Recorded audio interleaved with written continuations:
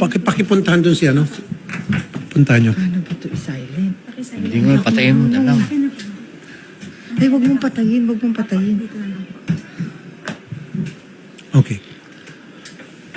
Hindi nga dito sa baba, nireklamong kapatid. Saan po kayo magsasabi?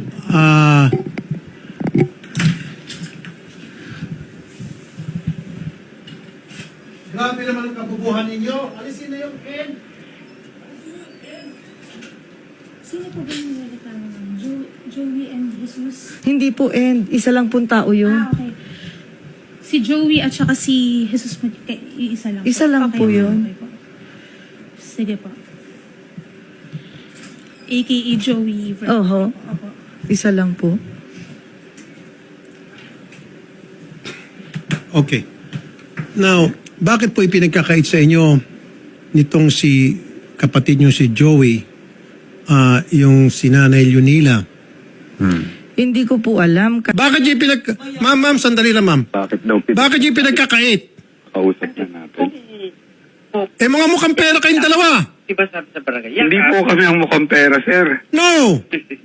Kung hindi kayo mukhang pera, payagan nyo itong kapatid ninyo na from abroad, pumunta pa rito dahil Hindi po kasi, No! may ano po kami sa barangay po, sir. Hindi, sir, hindi. Gusto ko, ako mismo sasama. Pag ako sumama dyan, tingnan na natin. Tingnan natin kung makakapalag ka. Sasama ako ng MSWD, sasama ako ng barangay, sasama ako ng PNP. Kausapin niya po sa telepono si nanay ngayon. Ito po si nanay. Kausapin ko. Opo. Tikas ng Sige, ulo mo. sir, sandali lang po. Okay. Ma'am, ito na po. Sir, ibabagon po muna.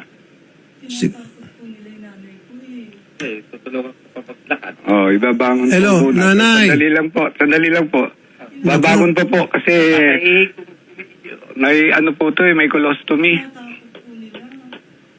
Alam mo, sir, nagdududa ako sa iyong Melchor sir. at ikaw, Joey. Hindi na kita isa, sir, ha? Kayong dalawa. Victim po kami ang victim. Nawawala. Victim ka? Paano ka naging victim?